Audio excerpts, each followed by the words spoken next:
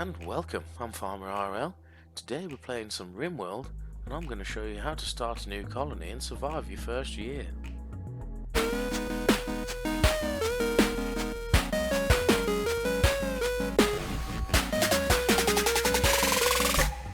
So I've gone ahead and selected all the medium difficulties and a random seed.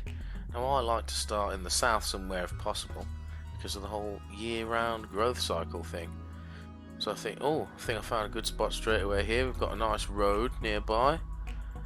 Are we year round? Yes, we are year round. I like to build a nice chunk of stone so we can build good defensive positions. So yeah, let's pick here. So as we're on the standard crash landed scenario, we've got to pick 3 men. He's alright. He's alright. Yeah, we'll change him out. Let's randomise this rubbish one up till we get a good person. Looking for someone with at least 8 planting skill. No. And here we go. Got one with good planting skill and a good medical. That one will do nicely. Swap him out. So we've got good shooter, good miner, good construction. And yeah, plants and medical now. We've got one that's got a little bit of intellectual skill for some research. So let's start. So the first thing you want to do, press spacebar, pause the game, and you want to have a quick look around and select a place to put a base down. Now I kind of usually like to butt up against some rocks to help with defensive purposes. This is a pretty open map, so I think we'll just go ahead and we'll start building right in the middle here next to this rock. So all of the core actions now are all along the bottom. To build things, it's all under architect. Manage the jobs of your workers is on work, obviously. And then yeah, further things which we'll go into later. But for now, we'll stick to architect. And we'll crack on building a little room in the middle. We can start our base.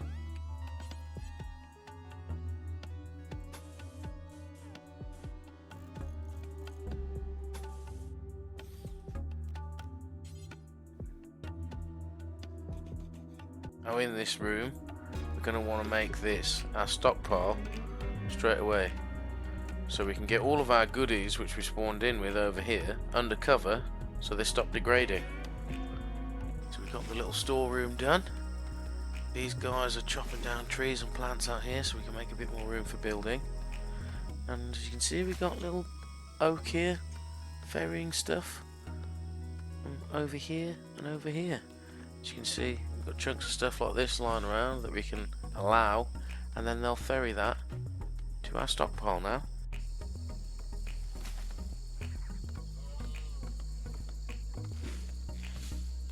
So now just quickly throwing down a place for them to sleep as well. Put a nice little room in here and we'll build some sleeping spots.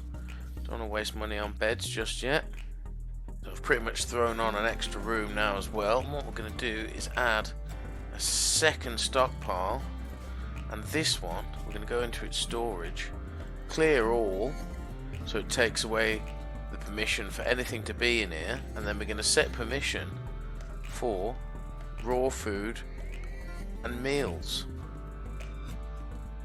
So now this becomes our food store, our larder. Now we've made that, we want to take away permission for food to be put in this storeroom. So this will be for materials only. So now we've got somewhere to put food, and we have clicked allow on our survival meals. It's time to actually start producing some of ourselves. So we're going to go ahead and put down a couple of 10 by 10 growing zones. We've put down 2 so we can plant potatoes in one, and then we can come across and we can plant rice in another. It's always good to have 2 different types of food. Obviously they grow different speeds as well, as we can see here. Potato plant, harvest in 5.8 days there, and then we look at rice, 3 days, so almost half the time to harvest the rice. I've gone ahead and have thrown on 3 bedrooms, and the sleeping spots that we had before in this little room, I've turned these into sleeping spots for prisoners. So if we capture an enemy, put them in here now and hopefully turn them onto our side. And I've also made this little medical room here. So we've got all three sorts of resting rooms we need now. Now as I've got the larder area ready, I've started making an area to prepare food in. So I've got a butcher's table down and I've got an electric stove. Now when you put machines like this down, you've got to remember that you need to set up bills for what you want them to do. So we'll set this one, cook simple meals, do until we have, let's say 30 for now. And we'll just set the butcher's table to butcher creatures forever. So every single creature we kill, turn it straight into meat for us now. Another little handy tip to also do is click on details and it says take to best stockpile there. Now what you want to do is just drop it on floor. Now that makes it much more efficient at processing things. It'll just stand here and make them all day and it won't keep ferrying back and forward to the best stockpile. We've got our farm in, we've got all our main rooms that we need for now in. So what we want to do is we're going to start putting in a wind turbine over here. We're going to want to go ahead and put 2 of those down for now, and then we're going to click on temperature and get a cooler, and we're going to want to add that onto the edge of this building here and then over here on our kitchen as well. Also waiting for these farms to grow. I've also noticed we've got lots of berry bushes already around, so we're just going to quickly harvest them, get a cheeky bit of extra food in. So we've got our first raid.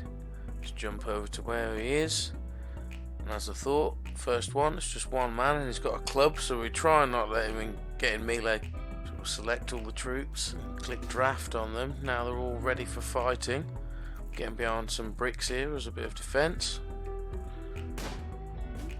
Oh, one shot, one kill. Nicely done. So unless you want to be burying bodies all the time and having a right massive graveyard, what you want to do is go random place on your map that you're never going to really be sending your men and build yourself a dumping stockpile like this. As you can see, I've cleared off animal corpses, so they still go to our main storeroom for butchering, and human and mechanoid corpses will now come here. So power's in and switched on. As you can see, the cooler is now powered, so we're going to want to go ahead and set this to a negative temperature. So we get freezing temperatures inside the building, which is going to stop our food from rotting and mean it gets preserved a long time. We're also setting up a little rec room here. It's got somewhere for our people to eat a meal, a bit of entertainment. As you can see, he's playing horseshoes now, and we're also putting in a research bench so we can start researching various different things and making our base better. Number one being a battery and solar panels, so we constantly have power to keep our coolers and our machines going. Now we want to be giving them individual bedrooms and putting in a little dining room recreational area for good reason. If we click on them and then click on needs, we'll see that the mood that they're in. Now we've got all these different things here that add up to give them a positive or a negative mood. As you can see at the minute, he's got an awful bedroom because I don't think he's got a bed in his bedroom yet. But as you can see, because we've got a slightly good dining room now, we've got a positive score on that. So we'll get rid of as many of these as possible, and that way we'll hopefully keep all our guys at maximum mood. So we're going to keep harvesting these berry bushes, and we're also going to hunt a few animals.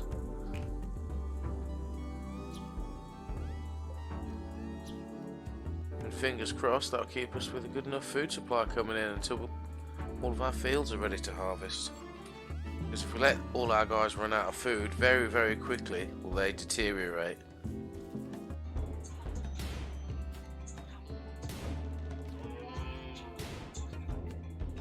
So here we go, the rice harvest's coming in. We've got 19 food from the animals and berries we've collected already. So with all this, we should pretty much have a consistent food supply now. So we'll wrap this video up then.